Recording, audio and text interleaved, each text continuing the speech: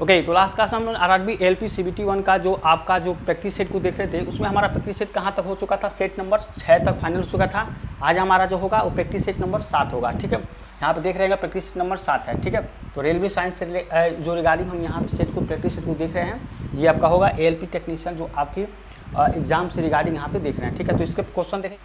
ठीक है, यहाँ पे क्वेश्चन आपका है, ये क्वेश्चन है आपका कि निम्नलिखित में से किस का प्रयोग जो है आपका, निम्नलिखित में से किसका प्रयोग टिंचर, आयोडीन, खांसी सिरप और कई टॉनिक तैयार करने में किया जाता है। ठीक है, तो ये आपका क्वेश्चन है कि टिंचर, आयोडीन, खांसी सिरप और बहुत सारे आपके टॉनिक में तैयार करने में किया जाता है, इनमें से कौन है। ठीक है, तो आप यहाँ पर देखेंगे पहला है एथेनोइक एसिड। ठीक है, एथेनॉल है, मेथेनॉल है, एसिटिक एसिड है। ठीक है, तो यहाँ पे जो आपको जो ये टिंचर, आयोडीन, खांसी सिरप जो यूज़ किया जाता है, किसके लिए किया जाता है, एथेनॉल का। ठीक है, एथेनॉल में इसका उपयोग किया जाता है, एथेनॉल का यहाँ पे प्रयोग किया जाता है। इसका फार्मूला क्या होता है, जो आपका फार्मूला होता है एथेनॉल का, वो आपका होता है C2H5OH। ठीक है, ये आपका फार्मूला होता है। ठीक है, कई जगह आपको दिखेगा CH3CH2OH। ठीक है, ये दोनों आपका सेम है। ठीक है, दोनों सेम है क्योंकि देखेंगे आप 2 कार्बन यहाँ पे, ठीक है, 5 हाइड्रोजन यहाँ पे, ठीक है, C2H5 यहाँ पे हो जाएगा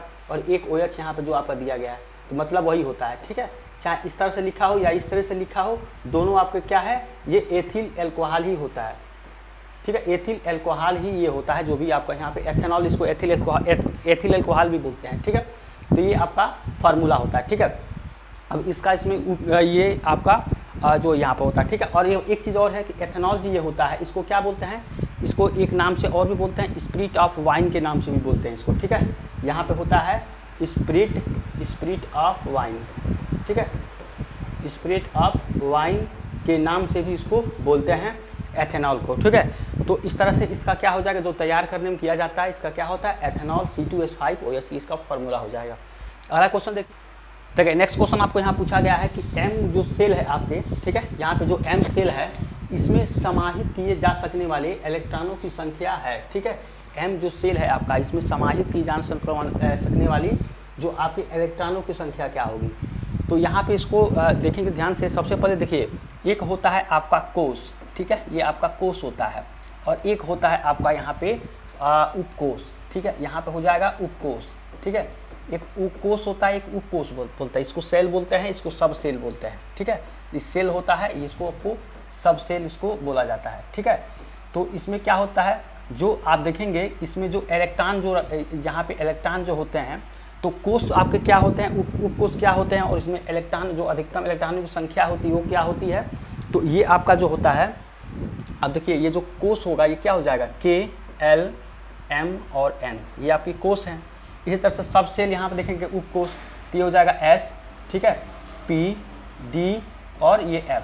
ठीक है, ये आपका हो जाएगा यहाँ पे। ठीक है, यहाँ पे आप देखेंगे कि इसमें जो आपको इलेक्ट्रॉनों की संख्या कितनी होती है, K में आपकी 2 होती है। ठीक है, L में आपकी 8 होती है, इसमें कितना होता है, 18 होता है, इसमें कितना होता है, ये आपका 32 होता है। ठीक है, जो कोष होता है, सेल होता है, इस सेल में जो आपके सेल क्या होते हैं, K, L, M, N, ये आपके सेल होते हैं। इसमें इलेक्ट्रॉन की संख्या कितनी होती है, 2 होती है, इसमें 8 होती है L में, M में आपका 18 होते हैं, N में आपका कितना होता है, 32 होता है।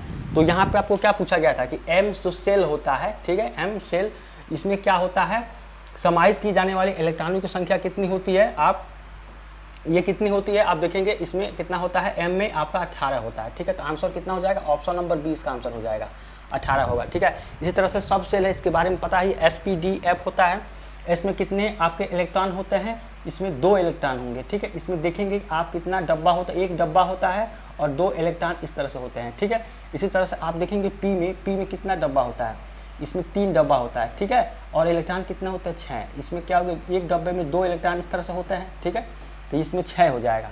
इसी तरह से D में देखेंगे तो आपके 5 डब्बा यहाँ पे होता है। ठीक है, और इसमें क्या होता है, 1 2 3 4 और एक यहाँ पे 1 2 3 4 5 हो जाएगा। इसमें 2 इलेक्ट्रॉन इस तरह से होते हैं। ठीक है, इस तरह से 2 इलेक्ट्रॉन आपके होते हैं, तो इसमें कितना हो जाता है, 10 इलेक्ट्रॉन हो जाएगा। अधिकतम इलेक्ट्रॉनों की संख्या 10 होगी।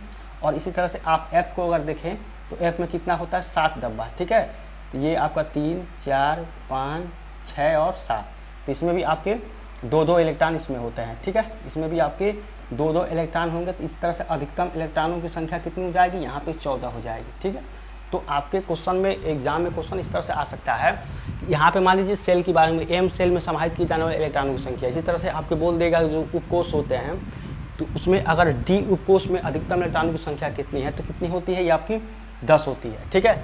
तो इसी तरह से आपको पी में पूछ सकता है, एस में पूछ सकता है, डी में पूछ सकता है, एफ में पूछ सकता है, ठीक है। कुछ भी यहाँ पे आपको क्वेश्चन पूछा जा सकता है, तो ये आपको जो है कॉन्सेप्ट के बारे में जानकारी होनी चाहिए, ठीक है।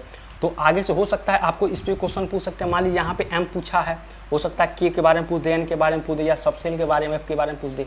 तो ये आपका जो है यहाँ पे क्वेश्चन था, ठीक है। तो आंसर कितना हो जाएगा, ऑप्शन नंबर बी इसका आंसर हो जाएगा, ठीक है। इस तरह से देखिए नेक्स्ट क्वेश्चन, देखिए नेक्स्ट क्वेश्चन आपको यहाँ पूछा गया है कि मानव प्रजनन प्रणाली का कौन सा हिस्सा माँ के रक्त से पूर्ण का पोषण यहाँ पे प्राप्त करने में मदद करता है, ठीक है। तो ऑप्शन नंबर ए गर्भाशय है, बी में आपका क्या है, गर्भाशय ग्रीवा है, सी में गर्भनाल है, और डी में फलोपियन ट्यूब है। तो आंसर क्या हो जाएगा इसका, आंसर नंबर सी हो जाएगा गर्भनाल, ठीक है। गर्भनाल हो जाएगा, इसका आंसर हो जाएगा कि यहाँ पे मानव प्रजनन प्रणाली के दौरान जो हिस्सा होता है वो माँ के रक्तपात में पूरे यहाँ पे को पोषण को प्राप्त करने में मदद करता है, ठीक है। तो इसका आंसर हो जाएगा गर्भनाल, ठीक है। और यहाँ पे देखेंगे गर्भाशय है, तो गर्भाशय का जो आकार होता है किस तरह का होता है, ये आपके नाशपाती के आकार का होता है, ठीक है। नाशपाती के आकार का जो गर्भाशय का आकार होता है, ठीक है, नाशपाती के आकार का होता है, ठीक है। तो इसको भी यहाँ पे ध्यान दीजिएगा, जो गर्भाशय होता है। तो ऑप्शन नंबर सी इसका आंसर हो जाएगा गर्भनाल। इसके बाद से अगला देखिए नेक्स्ट क्वेश्चन आपको यहाँ पूछा गया है कि देखिए यहाँ पर दिया गया कि द्रव्यमान जो है m वाली एक वस्तु गति के साथ स्थानांतरित होती है, ठीक है। द्रव्यमान m वाली एक वस्तु गति के साथ स्थानांतरित होती है और इसमें गतिज ऊर्जा k है, ठीक है। जो काइनेटिक एनर्जी क्या है, k है, और इसका वेग जो है आपको दोगुना कर दिया जाता है। तो इसकी गतिज ऊर्जा कितनी होगी, ठीक है। पहले आपको k दिया गया है, उसकी जो गति है, स्पीड है, उसको दोगुना कर दिया जाता है, तो गति यहाँ पे क्या होगी इसके बारे में पूछ रहा है। तो सबसे पहले देखिए यहाँ पे जो आपकी काइनेटिक एनर्जी क्या होती है, काइनेटिक एनर्जी के जो फार्मूला होता है वो होता है हाफ एम वी स्क्वायर, ठीक है, ये होता है, ठीक है। जो कि के मतलब काइनेटिक एनर्जी किसके समानुपाती होगा, वी स्क्वायर के, ठीक है। ये आपका हो जाएगा। अब देखिए यहाँ पे अगर आप देखें कि k1/k2 किसके बराबर हो जाएगा, यहाँ पे k1/k2 किसके बराबर होगा, v1/v2 के, ठीक है, v1/v2 के बराबर होगा। तो यहाँ पे आपको क्या कह रहा है, v1/v2, ये हो जाएगा। अब देखिए यहाँ पे क्योंकि यहाँ पे v स्क्वायर है, अब इसके बाद से आप देखेंगे कि यहाँ पे क्या करेंगे आप, जो k1/k2 है, ठीक है, k1/k2 है इक्वल्स टू किसके बराबर हो जाएगा, यहाँ पे पहले जो वेलोसिटी आपकी जो है वो v1 है, यानी कि अब बाद में कितना कर दिया जाता है, जो v2 का वैल्यू है किसके बराबर किया जाता है, 2v1 के बराबर कर दिया जाता है, क्योंकि यहाँ पे इसका वेग 2 गुना कर दिया जाता है, यानी कि जो दूसरा जो वेलोसिटी है इसको 2 गुना कर दिया जाता है 2v1 के बराबर। तो आप यहाँ पे क्या करेंगे, आप जब करेंगे तो ये हो जाएगा v1 पहले से है, तो ये हो जाएगा v1 का स्क्वायर, और बाई ये कितना है आपका v2 का स्क्वायर है, यानी कि 2v1 का स्क्वायर है, ठीक है, 2v1 का ये स्क्वायर हो जाएगा। तो इस तरह से क्या हो जाएगा, k1/k2 ये हो जाएगा, उसके बाद से ये हो जाएगा v1 स्क्वायर, अब बाई ये हो जाएगा 4v1 स्क्वायर, ये हो जाएगा। अब इस v1 स्क्वायर v1 का ये आपका कैंसिल हो जाएगा, तो क्या बनेगा यहाँ पे k1/k2 ये मिलेगा आपका, उसके बाद से ये हो जाएगा 1/4, ठीक है। तो यहाँ पे k2 जो आपका जो गतिज ऊर्जा आएगा, k2 कितना जाएगा, 4k1 के बराबर आ जाएगा, ठीक है, 4k1। तो यहाँ पे आप देखेंगे कि चाहे आप देखिए यहाँ पे जब निकालेंगे तो k2/4 यानी कि 4k ऑप्शन नंबर देखिए यहाँ पे क्या आ जाएगा, ऑप्शन नंबर ए आ जाएगा, 4k मतलब 4k के बराबर 4k1 के बराबर आ जाएगा, ठीक है। तो इसका आंसर कितना हो जाएगा, 4k यहाँ पे आपका आंसर हो जाएगा ऑप्शन नंबर ए। तो इसमें कुछ नहीं करना था आपको, काइनेटिक एनर्जी का जो फार्मूला है हाफ एम वी स्क्वायर, उसको k कितना हो जाएगा, इसके आपको वी स्क्वायर के बराबर होता है, ठीक है, मतलब समानुपाती होता है। तो k1/k2 जब निकालेंगे तो v1 square by v2 square ये हो जाएगा। उसके बाद से k1/k2 है तो ये आपका v1 स्क्वायर बाई यहाँ पे कितना हो जाएगा, पहले से बोला गया कि वेग 2 गुना किया जाता है, यानी कि पहले आपको जो v2 है वो तो v1 है, बाद में जो v2 होगा, ठीक है, पहले जो v1 है वो आपका v1 HT है, लेकिन बाद में उसको 2 गुना करें, v2 का वैल्यू 2v1 के बराबर कर दिया जाता है, जो कि आप इस पे पर रखेंगे तो v1 स्क्वायर ये हो जाएगा, 4v1 स्क्वायर ये हो जाएगा। इस हिसाब से आपका k2 क्या आ जाएगा, 4k1 यहाँ पे आंसर निकल के चला आएगा, ठीक है। तो इस हिसाब से क्या हो जाएगा, 4 ऑप्शन नंबर ए इसका आंसर हो जाएगा, ठीक है। अगला क्वेश्चन देखिए नेक्स्ट क्वेश्चन है कि किसी गोलाकार दर्पण का मुख्य फोकस क्या होता है, ठीक है, किसी गोलाकार दर्पण का मुख्य फोकस क्या होता है ये आपको बताना है। तो देखिए इसके बारे में हम लाइट चैप्टर में अच्छे से पढ़े हैं, जो कि आप देखेंगे ऑप्शन नंबर बी है कि यह प्रमुख अक्ष पर एक बिंदु है, ठीक है, जिसके माध्यम से क्या होता है, प्रमुख अक्ष के समांतर प्रकाश की किरणें प्रतिबिंबित होने के बाद पारित होती है मुख्य बिंदु पर इस बिंदु से उत्पन्न होती है, दिखाई देती है। ठीक है, इसका आंसर हो जाएगा ऑप्शन नंबर बी, यहाँ पे आंसर हो जाएगा। ठीक है, अब देखिए यहाँ पे गोलाकार दर्पण, ठीक है, यहाँ पे गोली दो दर्पण होता है, वो क्या होता है कि कोई गोलाकार यहाँ पे तल है, ठीक है, किसी गोलाकार तल में बनाए गए दर्पण को क्या कहते हैं, गोलीय दर्पण बोलते हैं। ठीक है, इसको बोलते हैं गोलीय दर्पण। ठीक है, गोलीय दर्पण ये आपका कहलाता है, किसी गोलाकार तल में बनाए गए दर्पण को गोलीय दर्पण कहते हैं। और इसका जो गोलीय दर्पण की जो फोकस की जो आपकी जो सूत्र होता है वो क्या होता है, फार्मूला जो होता है वो क्या होता है आपका, ये होता है 1/f। ठीक है, 1/f = 1/v + 1/u, सॉरी यहाँ पे आपका 1/u हो जाएगा प्लस 1/ यहाँ पे आपका v हो जाएगा। ठीक है, ये आपका होता है फोकस दूरी की यहाँ पे जो फार्मूला होती है। आप देखिए यहाँ पे जो u होता है और जो v होता है और f होता है, ये क्या होता है, ये देखिए जो u होता है वो वस्तु की दूरी होती है जो दर्पण से, ठीक है, दर्पण से वस्तु की, यहाँ पे दर्पण से जो वस्तु की दूरी होती है ये आपकी क्या होती है, u होती है। और ये v क्या होती है, ये प्रतिबिंब की दूरी होती है, जो आपकी जो प्रतिबिंब की दूरी होती है दर्पण से, यानी कि यहाँ पे जो v होती है ये आपकी प्रतिबिंब की दूरी होती है। ठीक है, जो इमेज फॉर्मेशन होता है, प्रतिबिंब की दूरी आपकी क्या होती है, प्रतिबिंब की दूरी आपकी दर्पण से होती है। f क्या होती है, फोकस, यहाँ पे ये आपकी फोकल लंबाई है। f क्या होती है, ये होती है दर्पण की आपकी जो दर्पण होती है इसकी फोकस दूरी होती है, दर्पण की फोकस आपकी दूरी ये होती है f। ठीक है, तो v और e में आपकी दर्पण से वस्तु की दूरी, प्रतिबिंब की दूरी जो आपकी दर्पण से, ये दर्पण की फोकस दूरी हो जाएगी f। तो इस तरह से ये आपका जो है फार्मूला है, इसको भी यहाँ पे याद रखेंगे। अगला क्वेश्चन देखिए, देखिए नेक्स्ट क्वेश्चन आपको यहाँ पूछा गया है कि निम्न में से कौन सी धातुएं ठंडे पानी के साथ शीघ्रता से अभिक्रिया करती है।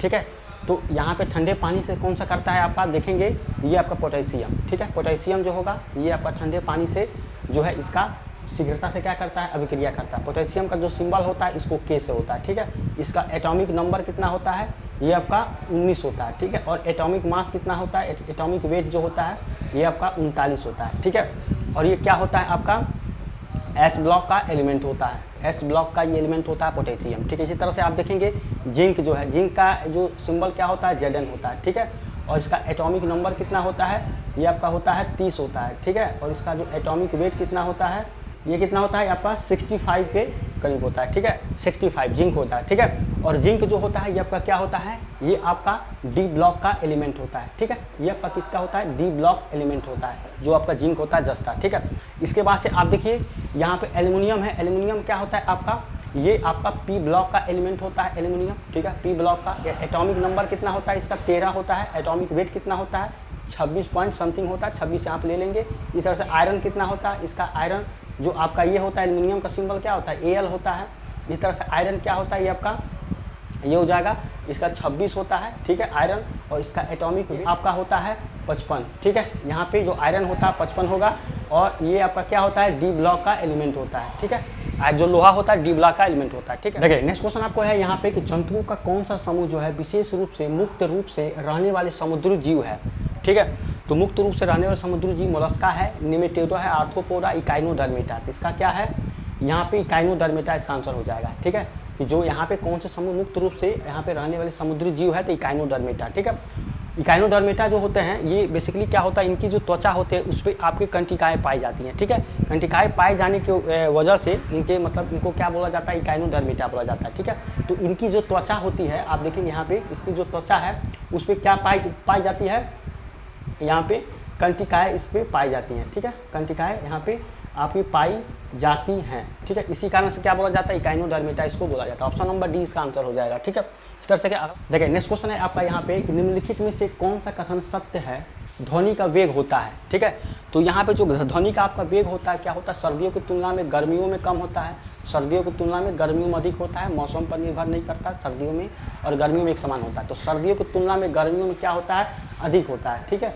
जो ध्वनि का यहाँ पे आपका वेग होता है ये सर्दियों की तुलना में गर्मियों में क्या होता है, अधिक होता है। ठीक है, और ध्वनि का वेग क्या होता है, वायु में क्या होता है आपका वेग, वायु में वेग कितना होता है, ये होता है 332 मीटर पर सेकेंड, ये आपका वेग होता है। ठीक है, और एल्युमिनियम में कितना होता है, एल्युमिनियम में होता है आपका 6420 मीटर पर सेकेंड। ठीक है, ये आपका वेलोसिटी होता है ध्वनि का वेलोसिटी। ठीक है, और एक चीज़ और है कि यहाँ पे जो निर्वात में क्या होता है, निर्वात में ये गमन नहीं करता है, ठीक है, ये निर्वात में गमन नहीं करता, इसको भी याद रखेंगे, ये गमन नहीं करता है, जो इसका जो आपका जो होता है ध्वनि जो है निर्वात में गमन नहीं करता। तो इस तरह से क्या हो जाएगा कि सर्दियों की तुलना में क्या हो, गर्मियों में अधिक होता है ध्वनि का वेग। यहाँ पर ऑप्शन नंबर 20 का आंसर। अगला क्वेश्चन देखिए, नेक्स्ट क्वेश्चन आपको यहाँ पूछा गया है, ये है कि आपका यदि एक गेंद को 40 मीटर प्रति सेकेंड के वेग से ऊपर की तरफ फेंका जाता है, यानी कि वेलोसिटी कितना हो जाएगा, यूं जो है आपका फेंका जाता है, यानी यूं कितना है 40 मीटर पर सेकेंड, यहाँ पे आपका यूं हो जाएगा। तो 6 सेकेंड के बाद, ठीक है, यहाँ पे जो टाइम होगा ये कितना है 6 सेकेंड, ठीक है। आफ्टर 6 सेकेंड के बाद विस्थापन का परिमाण कितना होगा, यहाँ पे जी कितना लेना है आपको, जी लेना है 10 मीटर पर सेकेंड, ये आपको जी लेना है, ठीक है। तो यहाँ पे उसको फेंका जाता है, तो यानी कि हाइट का जो फार्मूला होता है यहाँ पे h बराबर यू टी क्या होता है, यू टी माइनस, या ऊपर फेंका जाता है तो क्या हो जाता है, U T plus half G T square होता है, ठीक है, लेकिन ऊपर फेंका जाता है तो माइनस जी टी स्क्वायर हो जाएगा, ठीक है, ये हो जाएगा। तो हाइट कितना हो जाएगा, यहाँ पे देखेंगे यू है, यू कितना है आपका 40 मीटर पर सेकेंड, यहाँ पे आपको यू दिया गया है, ठीक है, तो ये हो जाएगा 40, ठीक है, और टाइम कितना दिया गया यहाँ पे, टाइम है आपका 6, ठीक है, 6 माइनस ये हो जाएगा 1/2 इंटू ये हो जाएगा 10 इंटू ये हो जाएगा 6 का स्क्वायर, ठीक है। तो हाइट कितना हो जाएगा, यहाँ हो जाएगा 240 माइनस ये हो जाएगा 5, ठीक है, तो ये हो जाएगा, आप देखेंगे यहाँ पे ये हो जाएगा 5, ठीक है, और ये हो जाएगा 6 का स्क्वायर यानी कि 36 ये हो जाएगा, ठीक है। तो हाइट क्या करेंगे 240 और माइनस ये हो जाएगा 3 या 18, 240 और यहाँ पे हो जाएगा 180, ठीक है, ये हो जाएगा 6 यानी 60, यहाँ पे आ जाएगा आंसर 60 मीटर, ये आपका आंसर हो जाएगा, ठीक है। ऑप्शन नंबर ए यहाँ पे हो जाएगा 60 मीटर, यहाँ पे निकल के आ जाएगा कि विस्थापन का परिमाण कितना होगा 60 मीटर, ठीक है। इस तरह से इसका ऑप्शन नंबर ए यहाँ पर आंसर हो जाएगा, ठीक है। हाइट का जो फार्मूला है h बराबर U T minus half G T square, इसका यहाँ पे यूज़ करके आप आसानी से बता सकते हैं, ठीक है। नेक्स्ट क्वेश्चन देखिए यहाँ पे नेक्स्ट क्वेश्चन है कि पौधों का सार्वभौमिक प्राकृतिक ऑक्सीजन है, ठीक है। तो पौधों का सार्वभौमिक प्राकृतिक ऑक्सीजन इसमें से क्या है ये आपको बताना है। तो यहाँ पे देखिए आपको दिया गया है, पहला है IBA, NAA, IAA और यहाँ पे साइट्रिक ऑक्सीजन है, ठीक है। तो यहाँ पे आप तो ध्यान से देखेंगे जो यहाँ पे IAA है, ये क्या है आपका सार्वभौमिक प्राकृतिक ऑक्सीजन होता है, ठीक है। तो इसको क्या बोलते हैं, ये IAA है, इसको क्या बोलते हैं इंडोल, यहाँ पे INDOLE, इंडोल एसिटिक एसिड इसको बोलते हैं, ठीक है, इंडोल एसिटिक एसिड इसको बोलते हैं, ये IAA होता है। इसी तरह से आप देखेंगे NAA है, इसको क्या बोलते हैं नैप्थलीन, ठीक है, नैप्थलीन इसको एसिटिक एसिड यहाँ पे बोलते हैं, एसिटिक नैप्थलीन एसिटिक यहाँ पे एसिड हो जाएगा, ठीक है। यहाँ पे स्पेलिंग देख लीजिएगा नैप्थलीन एसिटिक एसिड। इसी तरह से आपका क्या है IBA को क्या बोलते हैं इंडोल ब्यूटारिक एसिड बोलते हैं, इसको बोलते हैं इंडोल यहाँ पे ब्यूटारिक एसिड, ठीक है, ब्यूटारिक एसिड इसको बोलते हैं, ठीक है। ये आपका होता है IBA NAA IAA, ठीक है। तो पौधे का सार्वभौमिक प्राकृतिक ऑक्सीजन क्या होता है IAA, इसको क्या बोलते हैं इंडोल एसिटिक एसिड इसको बोलते हैं, ये इसका आंसर हो जाएगा, ऑप्शन नंबर ए इसका आंसर होगा, ठीक है।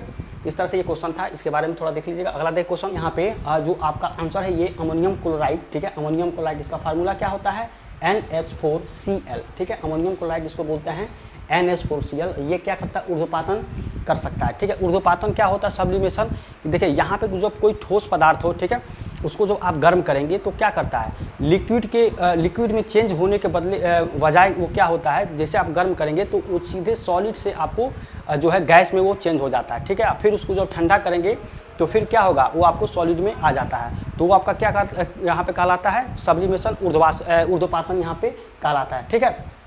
तो यहाँ पे जो आपका दिया गया ऑप्शन नंबर डी कि अमोनियम क्लोराइड है, ये आपका इसमें से कौन आता है तो अमोनियम क्लोराइड हो जाएगा, NH4Cl इसका फार्मूला होता है, ठीक है। तो इस तरह से इसका ऑप्शन नंबर डी हो जाएगा। अगला देखिए नेक्स्ट क्वेश्चन आपका है कि बल की परिभाषा को किसके आधार पर व्याख्यात किया जा सकता है, ठीक है। बल की जो परिभाषा है तो इसको किस में किया जा सकता है, इसको कई बार देख चुके हैं, तो न्यूटन के गति का प्रथम नियम, ठीक है, प्रथम नियम जो होगा पहला नियम, इससे आपका क्या कह सकता है व्याख्यात किया जा सकता है, ठीक है। इसके बाद देखिए अगला क्वेश्चन कि निम्न में से किस में निम्न प्रतिरोधकता है, ठीक है। तो निम्न प्रतिरोधकता क्या है इसमें से किस में है, तो हीरा में, ग्लास में, इबोनाइट में, नाइक्रोम में, ठीक है। तो जो निम्न प्रतिरोधकता होती है किस में होती है नाइक्रोम में, नाइक्रोम में क्या होती है निम्न प्रतिरोधकता होती है, ठीक है। और नाइक्रोम जो होता है ये किसका मिश्रण होता है, यहाँ पे ये आपका होता है निकल का, ठीक है, निकेल होता है, क्रोमियम होता है और यहाँ पे आयरन होता है, ठीक है। ये तीनों को मिलाकर इसका मिश्रण होता है नाइक्रोम, ठीक है। विद्युत हीटर जो होता है उसमें इसका जो आपको जो कुंडली वाला जो वायर लगा होता है वो आपका नाइक्रोम का ही होता है, ठीक है। इस तरह से इसका उपयोग किया जाता है। तो इसका जो आपका प्रतिरोधकता होती है सबसे निम्न होती है, ठीक है। और ठीक है, और प्रतिरोध का एसआई मात्रक क्या होता है? प्रतिरोध का एसआई मात्रक ये आपका क्या होता है? यहाँ पे प्रतिरोध का जो एसआई मात्रक होता है ये होता है ओम, ठीक है। ओम होता है, इसको इस तरह से दिखाते हैं, ये आपका सिंबल होता है ओम, ठीक है। तो इस तरह से ऑप्शन नंबर डी आंसर होगा। अगला देखिए नेक्स्ट क्वेश्चन आपका कहा कि इतना किलोग्राम की एक वस्तु को इतना मीटर ऊंचाई तक उठाया जाता है, ठीक है। यहाँ पे आप देखेंगे कह रहा है कि इतना किलोग्राम का आपका जो है एक वस्तु को इतना मीटर हाइट तक उठाया जाता है, तो इस प्रक्रिया में कार्य लगा, ठीक है। माना यहाँ पे जी आपका ये है, ठीक है। तो यहाँ पे जो m की वैल्यू आप देखेंगे, m की वैल्यू कितना दिया गया? ये दिया गया 5 किलोग्राम, ठीक है। और हाइट कितनी है यहाँ पे? ये आपका 2 मीटर यहाँ पे है, ठीक है। 2 मीटर हाइट है। g का वैल्यू कितना है आपका? 9.8 मीटर पर स्क्वायर यहाँ से, ठीक है, पर मीटर सेकेंड स्क्वायर यहाँ पे दिया गया है। तो इसका जो वर्क होगा, वर्क किसके बराबर हो जाएगा? mgh के बराबर हो जाएगा। तो मास कितना है यहाँ पे? मास है आपका 5 और g कितना है? 9.8, इसको 10 भी ले सकते हैं। और इंटू हाइट कितना है यहाँ पे? 2 दिया गया है, ठीक है। तो ये कितना हो जाएगा? 10, यानी कि 10 इंटू 10 9.8 है, यानी किसका हो जाएगा? ये 9.8 जो होगा यहाँ पे जूल के बराबर हो जाएगा, सॉरी ये 98 जूल के बराबर हो जाएगा यहाँ पे 98। तो इसका आंसर कितना हो जाएगा? ये हो जाएगा ऑप्शन नंबर सी 98 जूल के बराबर यहाँ पे हो जाएगा। सिंपल आपका क्वेश्चन यहाँ पर आंसर जो लगाना था, जो फार्मूला था mgh लगाना था, ठीक है, ये हो जाएगा। अगला देखिए नेक्स्ट क्वेश्चन आपको है यहाँ पे कि निम्न में से कौन सा जानवर अपना लिंग जो है चेंज कर सकता है, ठीक है, बदल सकता है। तो यहाँ पे आपके प्लानेरियन है, नेरिस है, एस्केरिसा है, यहाँ पे स्नेल है, घोंगा है। तो ऑप्शन नंबर डी इसका आंसर हो जाएगा, ठीक है। ये आपका क्या करता है? ये आपका लिंग जो है ये आपका चेंज कर सकता है, ठीक है। ऑप्शन नंबर डी इसका आंसर हो जाए, ठीक है। तो आज के लिए बस इतना ही। अगर आपको आज का क्लास अच्छा लगा तो चैनल को सब्सक्राइब, लाइक, शेयर करिए, ठीक है। और इसका जो नेक्स्ट पार्ट होगा हम नेक्स्ट क्लास में देखेंगे। तब तक के लिए थैंक यू सो मच।